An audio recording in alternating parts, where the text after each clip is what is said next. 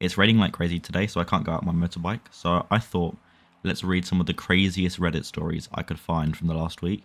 We'll have some sick Rocket League gameplay in the background for you to watch. And yeah, the stories start crazy, but they get crazier. If you get what I mean, that they get crazy. So let's just start. Husband shit his pants at SB party. I'm horrified. My husband likes to drink sometimes, but I'm at a breaking point. We had a few friends over for the Super Bowl. We had a lot of food, some beer and wine. It was basically like any party you've probably been to, but my husband didn't really eat much. Instead, he drank beer, like a ton. By half time, I'm guessing he had like 7 to 8 blue moons. And honestly, he was being fun. Made jokes during the commercials. Was a good time. Guests laughed. I thought nothing of it. But as the game neared its end, it was pretty clear he was drunk. His jokes weren't as funny. He had a slur in his speech. And then he insisted on doing shots with our neighbour. And then I couldn't believe what happened next. He got really quiet for a bit after taking 3 shots and was sitting on the couch. There were like 6 of us on the couch. It's sectional kinda, and a few standing. Out of nowhere, he lifts his leg a bit and lets out a loud fart that immediately turns wet. And I mean, it was so obvious that he was shitting himself, and he literally groaned a bit at the end. Everyone was horrified, as was I. And he just goes, sorry, and gets up. He went to shower and passed out after. Everyone left immediately after that. These were friends of ours. I've been avoiding my phone. I don't want to see what the texts say. What do I say to him? It's been 3 days. He acts like nothing's happened. I don't think he remembers. Comments say, let this man be embarrassed, lol. Tell him what happened and allow him to get the candid reaction from your friends. Don't shield him from it. Embarrassment will motivate him to at least be remorseful and think twice about getting way too sloppy drunk. Eventually you and your friends will be able to laugh about it, but at least get through the stage of shame first, haha. Is this because he was drunk? Like, I know you can get violent drunk, I know you can be happy drunk, but shitting drunk, that's something else.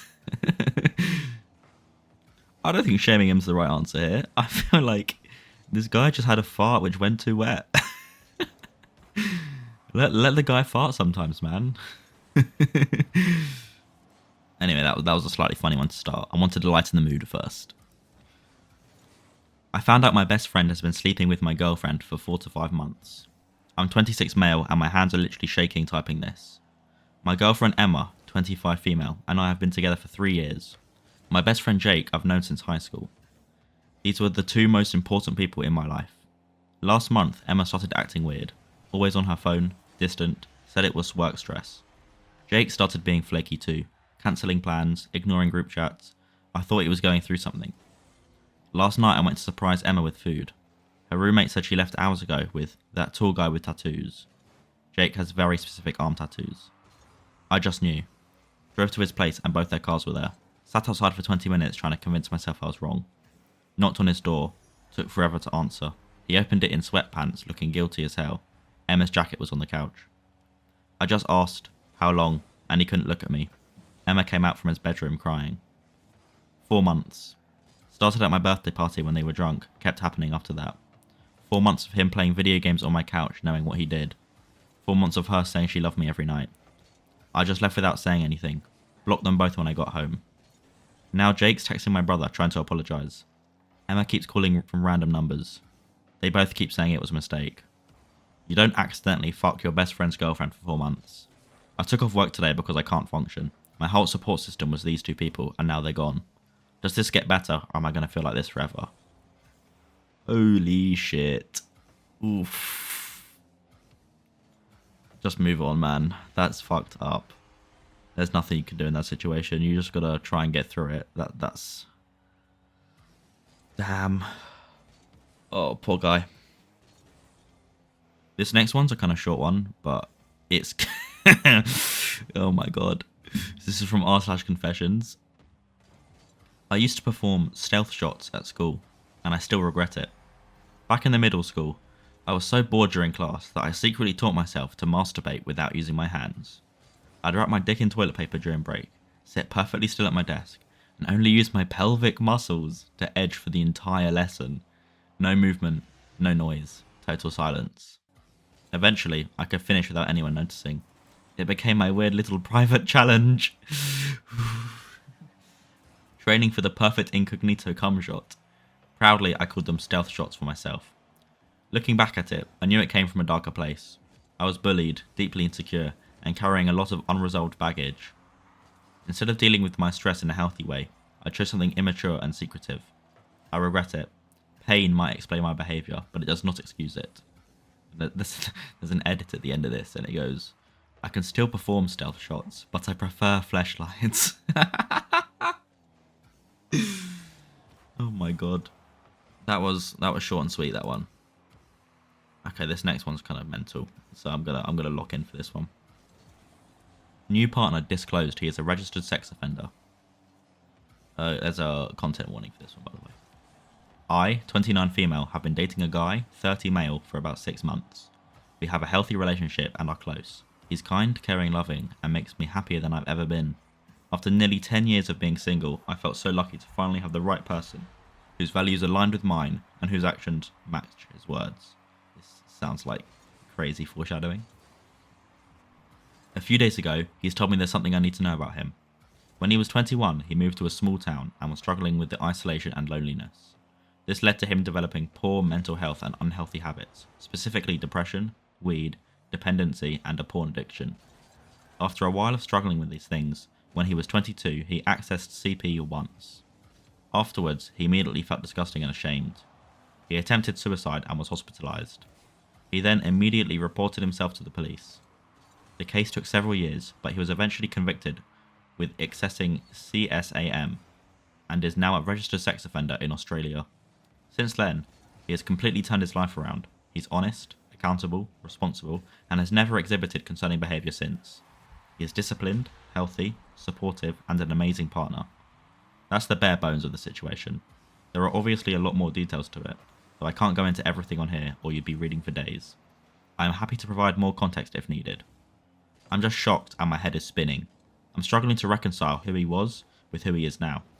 I truly believe that his past conviction is not who he is now, but I'm also aware that I've only known him for 6 months, and you can't fully know a person in that short amount of time. Mostly, I worry about long-term implications. I have young nieces and nephews, and I work with children. All I've ever wanted in my life is a family of my own, and I just start picturing what that might look like with him. I don't really know what I'm asking by posting this. I guess I'm just looking to vent and hear any similar situations if anyone has any advice. How do I process this emotionally? What should I ask or check to make sure I have a full picture?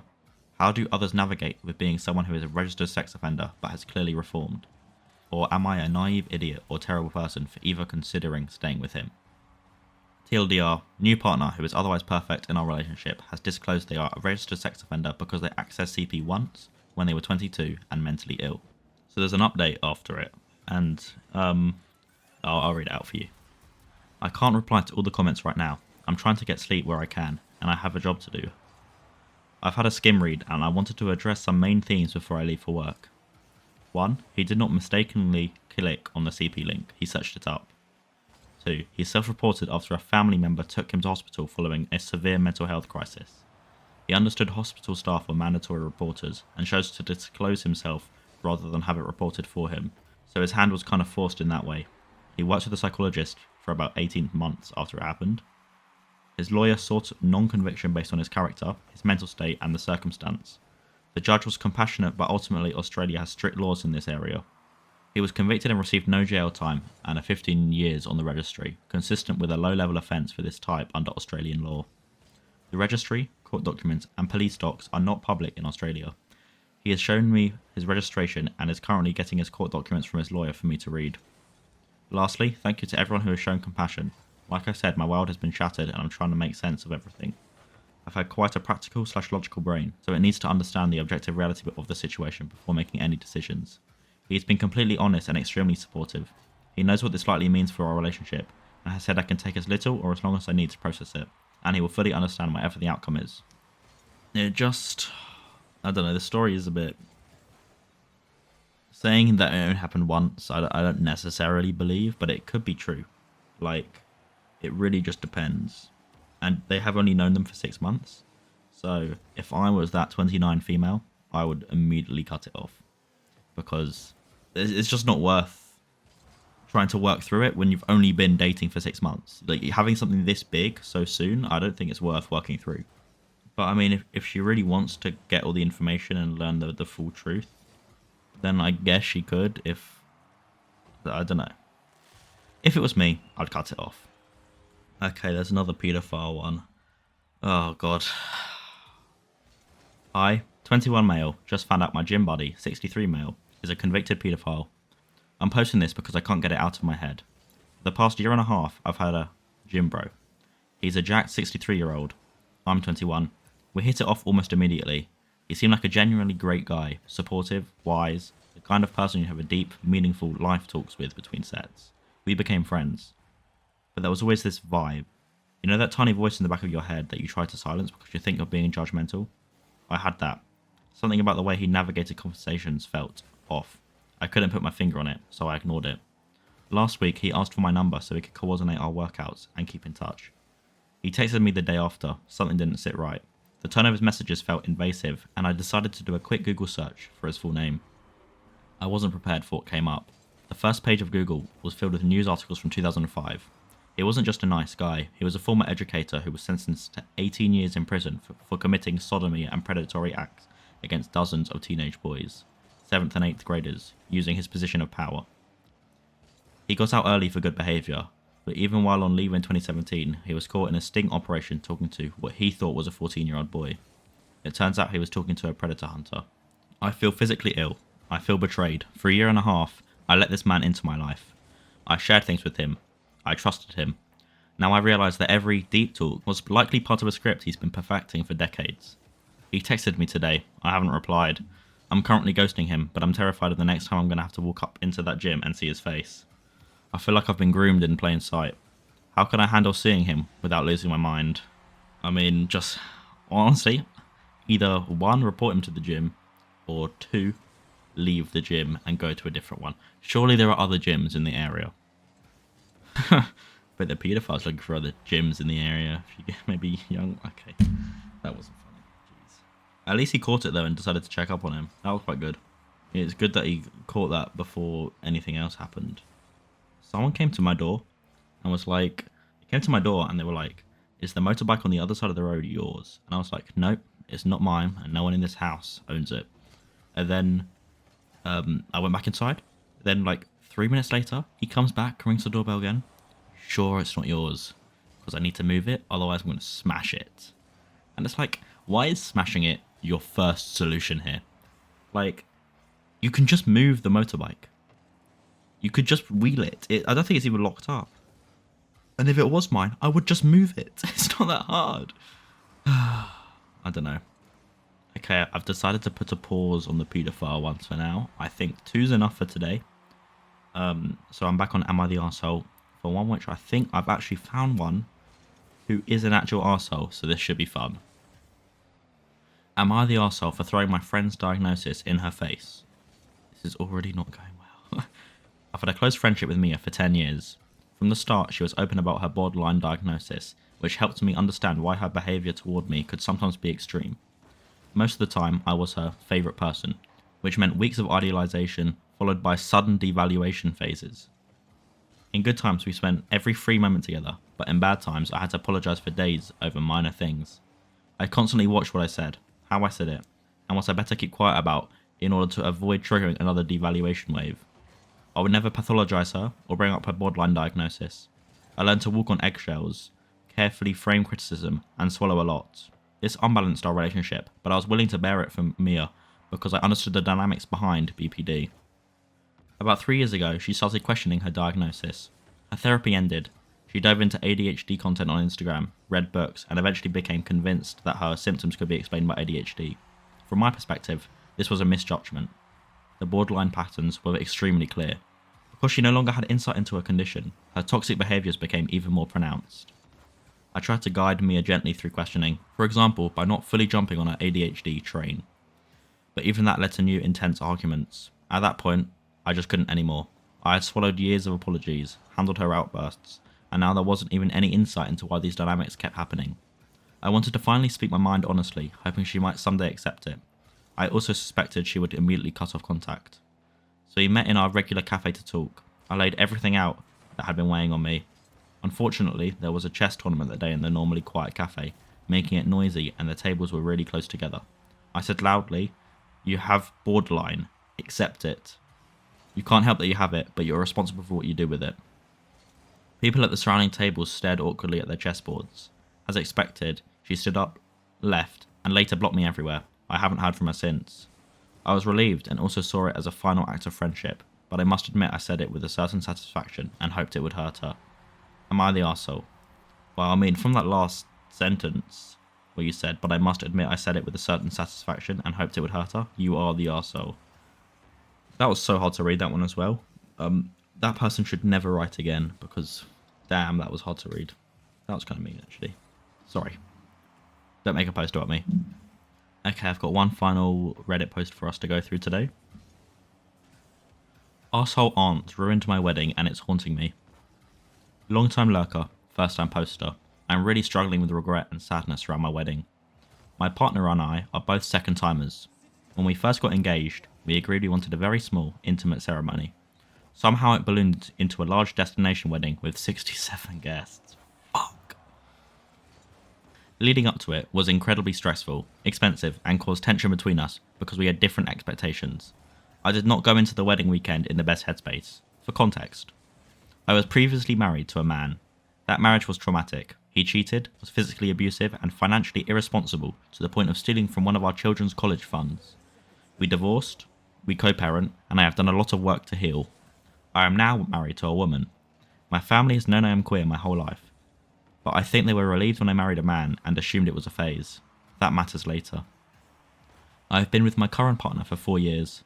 We have very different personalities. I am social and people-oriented. She is introverted and very discerning. Once she likes you, she is warm and kind. She also has strong boundaries and does not tolerate disrespect. The biggest issue is my aunt. She helped raise me and is like a second mother. She is very overbearing, struggles with boundaries, and likes to overstep. She has a long-standing tension with my partner, mostly because my partner does not allow her to do whatever she wants or invade our personal space. My aunt has never let this go. We got married in Cancun. Probably said that wrong. We arrived Wednesday. The wedding was Saturday. Friday afternoon, before the rehearsal and welcome party, I wanted to spend a few relaxed hours with my partner before hosting mode kicked in. I ended up at the swim-up bar with friends waiting for her. She never came. I drank too much. I am realising my 40-year-old body does not do well with shots. I needed to lie down before rehearsal. My partner, who is sensitive to alcohol issues due to her own past, reacted strongly and brought me back to the room so I could sleep it off. People were arriving that day and knocking on the door to say hello, but she locked it so I could rest. My son told my aunt that I passed out, which scared her. She came to the room, knocked repeatedly, then climbed into our suite through the pool entrance to get to me. She demanded to see me. My partner let her in.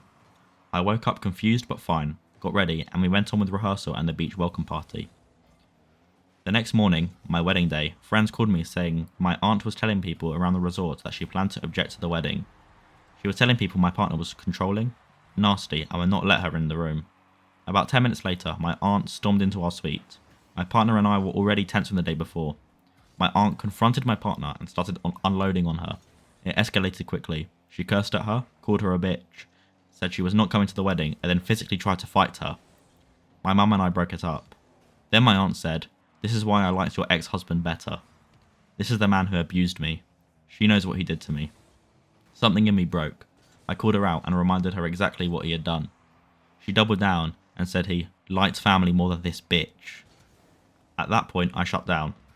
I blanked parts of it out because it was overwhelming. We all agreed to just get through the day. Here is what haunts me. I did not kick her out in that moment. I did not stop the wedding. I did not fully protect my partner the way I wish I had. The rest of the day was awful. I was distraught. My partner was distraught. I could not eat. My face was swollen from crying.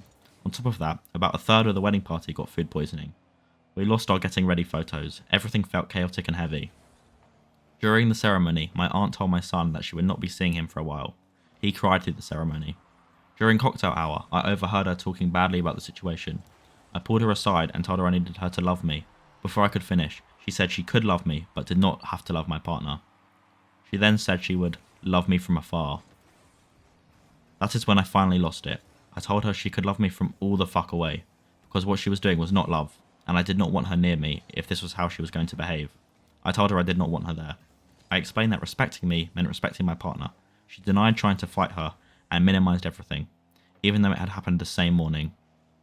I asked her to leave before the reception. Multiple people asked her to leave. She stayed anyway and sat through the reception rolling her eyes. The next day, she tried to have dinner with me like nothing had happened. I was too numb to engage. When she left the resort, she blocked me on social media and is telling people that I owe her an apology. I am sick with regret. I feel like I failed my partner. I feel like my wedding was stolen from me. I feel ashamed that I froze instead of doing more. I am now no contact with my aunt, but I cannot stop replaying that moment from where I wish I had removed her immediately. I hate the photos. I hate the memories. I spent 30k on a wedding that emotionally feels ruined.